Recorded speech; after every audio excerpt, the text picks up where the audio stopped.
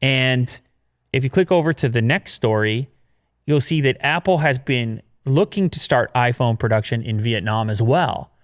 So there's this real mad rush to figure out where the chips are going to fall. It's almost like an explosion took place, and there's all this potential for people to sort of clean up the mess. Yeah. And receive the leftovers. Yeah. Scavenge. Well, whatever it is that you want to call it. I don't. Yeah. It's hard to diversify. Yeah, it's like the damage has created opportunity. It's almost like when if a forest were to burn and then fertilize the ground beneath. Are you talking about sequoia trees? Is that what happens there? They do that, yeah. Yeah, there's new growth that can take place, but it's seemingly moving around the world really rapidly. We talk about it a lot with India. I've got another story here about something going on there.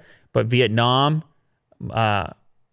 Malaysia, Cambodia, it's crazy, man. It's spreading out now. And really, diversification seems to be the word, because if the thing is spread out enough, then no matter what the geopolitical landscape looks like, you have moves you can make because you have facilities set up and you have manpower in these various places that may have a favorable relationship with the countries in which you want to export your product to.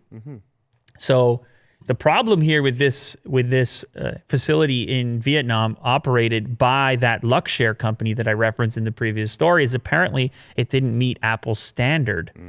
Apple wasn't convinced by what it saw at Luxshare ICT. They want to make sure that workers have somewhere to live rather than commuting. The Apple side comes to carefully check the welfare and safety of workers and put that issue first, especially near the production site. If there is a dormitory for workers, the employees do not have to spend a lot of living expenses and are equipped with an air conditioner, water heater, washing machine in the room. It's better for Apple to just cover everything because then there doesn't have to be a question about the living conditions of the workers.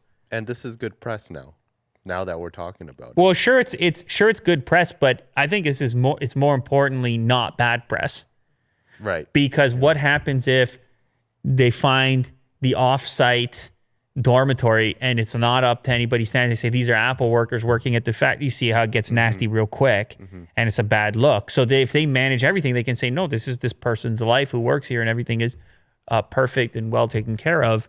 So and Apple typically wants to control a lot of the experience everywhere, including on the assembly line. So that kind of makes sense.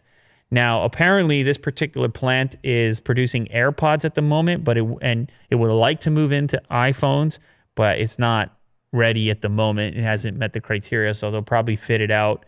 Now, the Vietnam thing gets Apple around the tariffs coming from China. They can just take those products and go straight from Vietnam to the U.S. or Western Europe or wherever they want to send those products.